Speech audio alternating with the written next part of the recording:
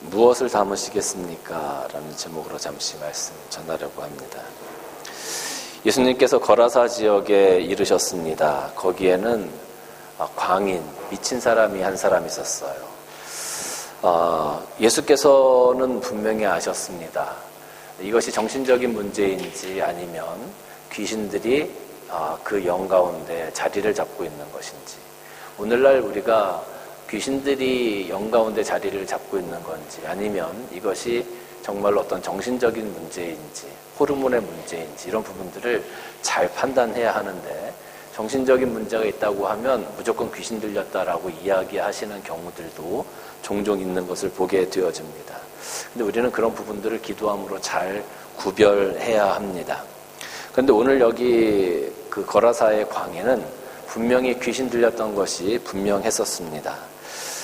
그가 집에 거하지 않고 무덤에 거했고, 그를 제어하기 위해서 쇠사슬을 묶었는데 그 쇠사슬을 끊어낼 정도로 누구도 통제할 수 없는 그런 상황이었습니다. 이 거라사 광인이 이런 행동을 한 이유는, 예수께서 그의 정체를 물었을 때 그가 대답하기를 우리는 군대 귀신입니다. 그만큼 많은 귀신들이 지금 나와 함께 있습니다라고 이야기를 했습니다. 예수께서 그 귀신에게 나오기를 명령하셨을 때 귀신들이 무적행으로 자기가 왔던 지옥으로 돌아가게 하지 마시고 우리를 저기 있는 돼지떼에 들어갈 수 있도록 허락해 주십시오라고 얘기를 합니다. 그때 예수께서 허락하심에 그 돼지떼에 들어갔던 귀신들이 다 돼지떼를 몰고 호수로 돌진하게 되어지죠. 그래서 결국 그 돼지떼가 몰살하게 되어집니다. 그 모습을 본 사람들이 예수님께 와서 정말로 그 미쳤던 사람이 온전한 정신으로 온전한 사람이 되었던 그 기적을 바라보면서 기뻐했어야 되는데, 오히려 그들은 예수께 그 지역을 떠나시기를 간구한다라는 거죠. 참 그런 모습을 보면 안타까운 생각이 듭니다. 왜냐하면 그 사람들이 생각했던 것은 한 사람, 한 영혼보다도 자신들이 가지고 있었던, 자신들이 잃었던 그 어떤 재산들, 부들, 그 돼지떼들의 가치를 더 높이 생각했던 것 같아요. 오늘날도 사실 이런 일들이 비일비재하게 일어납니다. 우리가 병원을 간다고 한번 생각을 해보십시다. 병원을 갔을 때, 호주 같은 경우에는 병원을 가면 돈이 있건 없건 접수가 되면 무조건 치료를 해줍니다. 수술을 먼저 합니다. 그 사람이 돈이 있고는 나중 문제예요. 사람을 먼저 생각하는 거죠. 그런데 한국 같으면 어땠을까요? 한국 같으면 일단 원무과에 가서 돈을 수납하시고 오세요. 수납을 하지 않으면 수술이 되지 않습니다. 치료가 되지 않습니다. 이 두 가지 시스템을 생각하면서 오늘 예수님께서 한 사람을 귀하게 여기셨던 모습과 또 이 마을 사람들이 자신이 가지고 있던 물질의 가치를 중요하게 여겼던 그 두 시스템이 생각이 났습니다. 예수님께서는 물질보다는 사람이 먼저다, 사람이 더 중요하다라는, 그 영혼을 구원하는 것이 더 중요하다라고 우리에게 말씀하시는데, 우리는 참 안타깝게도 한 사람의 영혼을 구원하기보다는 내가 가지고 있는 어떤 물질의 밸류를 더 귀하게 생각하는 그런 모습이 우리에게 있지 않나 하는 생각을 해봅니다. 이 거라사 광인은 정상적인 생활을 할 수 없는 사람이었습니다. 그 사람의 삶의 가치는 전혀 없는 사람이었죠. 통제가 될 수 없는 사람이었고 소망을 가질 수 없는 사람이었습니다. 그가 예수님을 만나기 전까지는 아무도 그에게 어떠한 가치를 부여하지 않았습니다. 그리고 그 삶 자체는 이미 버려진 삶이었고 소외된 삶이었고 사람들이 신경 쓰지 않는 무관심의 삶이었습니다. 그런데 그가 예수님을 만난 다음에 회복되어졌습니다.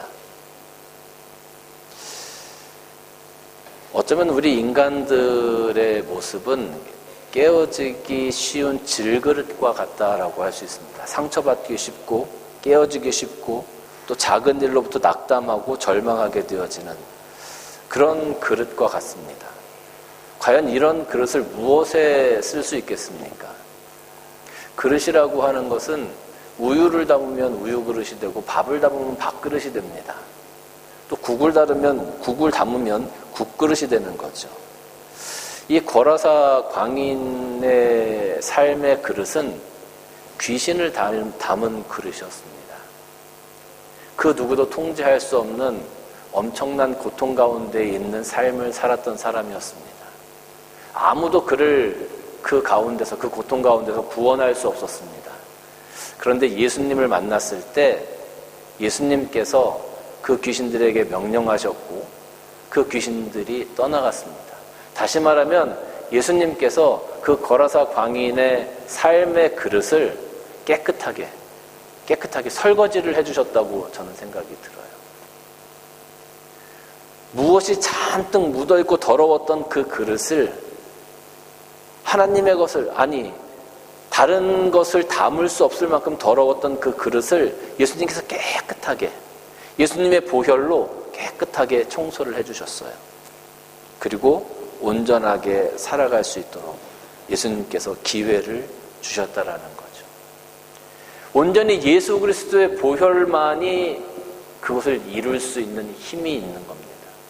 예수 그리스도를 만나는 그것만이 그 삶을 바꿀 수 있는 능력이 있는 겁니다. 오늘날 많은 사람들이 어쩌면 이렇게 거라사인의 광인처럼 그렇게 살아가고 있는지 모르겠어요. 근데 예수 그리스도를 만나지 못하고 예수 그리스도의 보혈의 능력을 경험하지 못하니까 우리는 여전히 가치 없는 삶을 살아가요. 그 가치 없는 것에 가치를 두고 살아가요. 그거를 쫓아 살아가요. 그렇게 살아가면서 내가 무덤 가운데 거하면서도 내가 무덤 가운데 거하고 있는지 깨닫지 못하는 거예요. 내가 스스로를 상하게 하면서도 그것을 깨닫지 못하는 거예요. 내가 옷을 벗고 벌거벗으면서 살아가면서도 그것을 깨닫지 못하는 거예요. 우리가 예수 그리스도를 만나서 예수 그리스도의 보혈로 깨끗함을 입기 전까지는 내가 어떻게 살아가고 있는지를 깨닫지를 못하는 겁니다. 그리고 그 방향을 향해서 그냥 나아가게 되어지는 겁니다. 그런데 예수님께서 깨끗하게 그 거라사 광인을 설거지하셨죠. 씻어주셨죠. 예수 그리스도의 보혈로 인쳐주셨죠. 그랬을 때 그는 온전한 사람이 되었고 그 마음 가운데 그 질그릇 가운데 보배를 소유하게 되었습니다. 고린도후서 4장 7절 말씀 보면 우리가 이 보배를 질그릇에 가졌으니 이는 심히 큰 능력은 하나님께 있고 우리에게 있지 아니함을 알게 합니다. 우리가 사방으로 우겨싸움을 당하여도 쌓이지 아니하며 답답한 일을 당하여도 낙심하지 아니하며 박해를 받아 버림받지 아니하며 거꾸로 때림을 당하여도 망하지 아니하고 우리가 항상 예수의 죽음을 몸에 짊어짐은 예수의 생명이 또한 우리 몸에 나타나게 하려 함이라. 그래서 세상이 우리를 막 우겨싸려고 세상이 우리를 막 박해하려고 그 가운데 우리가 예수 그리스도의 능력이 없으면 그냥 거기에 짓눌려서 그들이 원하는 대로 이 거라사 광인처럼 그렇게 잘못된 삶의 방향을 가지고 살아갈 수밖에 없지만 예수 그리스도께서 우리 이 질그릇 같은 우리 마음 가운데 내 영혼 가운데 예수 그리스도께서 계시면 성령의 능력이 있으면 예수의 생명이 있으면 예수의 보혈이 있으면 우리는 온전한 삶을 살아갈 수 있는 그런 모습을 가질 수 있게 된다라는 겁니다. 우리가 한순간 사실은 실수할 수도 있습니다. 유혹받을 수도 있습니다. 또 사단에게 협력하고 하나님 말씀에 불순종할 수도 있습니다. 죄를 지을 수도 있습니다. 우리는 연약하기 때문에 그렇습니다. 그러나 우리는 분명히 알아야 합니다. 예수 그리스도의 보혈로 말미암아 우리는 구원받은 사람이라는 것을 말입니다. 우리가 그런 확신이 있을 때 우리는 하나님께서 기뻐하시는 삶을 살아갈 수가 있는 겁니다. 내 힘으로 살아갈 수 있는 것이 아닙니다. 예수의 보혈로 살아갈 수 있는 겁니다. 이스라엘 백성들이 출애굽할 때 10번째 재앙이 모든 장자들이 죽는 거였어요. 처음 난 것들이 죽는 재앙이었어요. 그때 출애굽기 12장 23절 말씀 보면 예수께서 애굽 사람에게 재앙을 내리시려고 지나가실 때에 문 임방과 좌우 문설주의 피를 보시며 여호와께서 그 문을 넘으시고 멸하는 자에게서 너희 집에 들어가서 너희를 치지 못하게 하실 것임이라 라고 기록하고 있어요. 어린 양의 피를 문설주와 문지방에 바르라는 거예요. 그러면 하나님께서 그 장자를 죽게 하신 그 사자들을 보내실 때 그 피를 보고 그 집을 넘어가게 하시겠다. 예수 그리스도의 보혈이 내 영혼의 문지방에, 우리 가정의 문지방에 칠해져 있을 때 감히 귀신들이, 사탄이 우리에게 근접하지 못하고 하나님의 보호하심과 인도하심이 우리에게 있을 수 있는 겁니다. 그것이 바로 예수 그리스도 보혈의 능력이라는 것이죠. 사랑하는 성도 여러분, 우리는 우리 삶 가운데, 영 가운데 예수 그리스도의 보혈을 담아야 합니다. 내 이 질그릇과 같이 깨지기 쉽고 볼품없는 이 그릇에 밥을 담으면 밥그릇이고 우유를 담으면 우유 그릇인데 그 질그릇에 예수 그리스도의 보혈을 담으면 보혈을 담은 아주 귀중한 그릇이 되는 겁니다. 그때 우리는 비로소 하나님께서 기뻐하시는 삶을 살아갈 수 있게 되는 것입니다. 그러면 예수께서 그 광인에게 명령하셨어요. 그 거라사 광인 안에 있는 군대 귀신에게 명령하셨어요. 근데 이 군대 귀신이 무엇을 선택했습니까? 어디로 갔습니까? 그들이 선택한 건 돼지떼였습니다. 돼지떼. 왜 돼지떼였을까? 그 주변에 보면 양떼도 있었을 것이고 낙타떼도 있었을 것이고 염소떼도 있었을 것이고, 그런데 그들은 돼지떼를 선택했어요. 왜 돼지떼를 선택했을까? 돼지떼, 여러분이 돼지라고 하는 것이 상징하는 게 있어요. 돼지 그러면 우리는 어떤 생각이 제일 먼저 들죠? 돼지 그러면 삼겹살. 돼지의 속성이 뭐예요?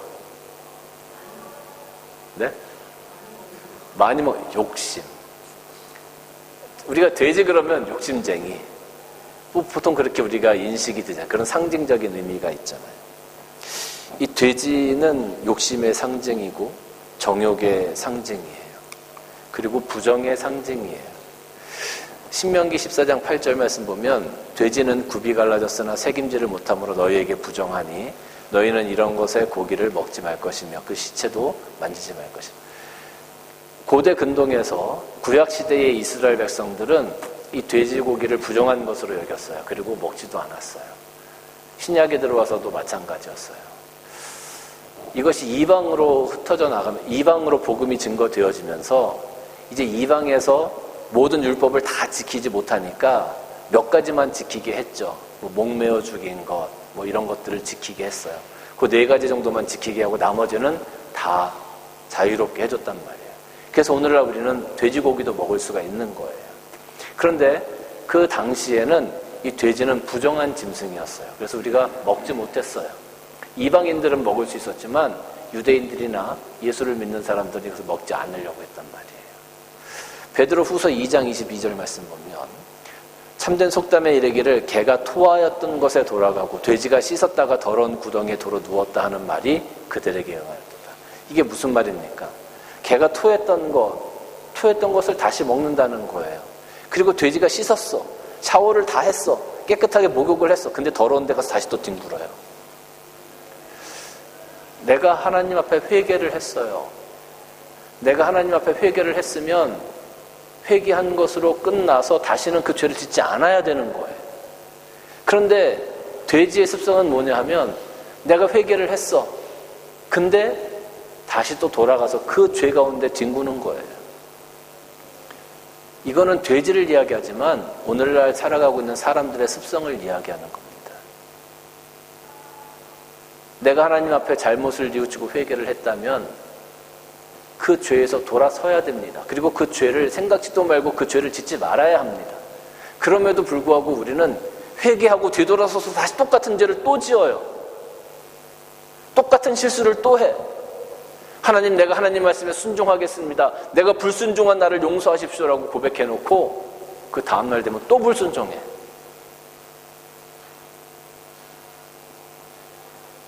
오늘 여기 돼지떼가 나오지만 사실은 오늘날 이 돼지처럼 하나님 앞에서 어리석은 삶, 어리석은 회개, 어리석은 신앙생활을 해나가고 있는 사람들이 얼마나 많이 있는지 몰라요.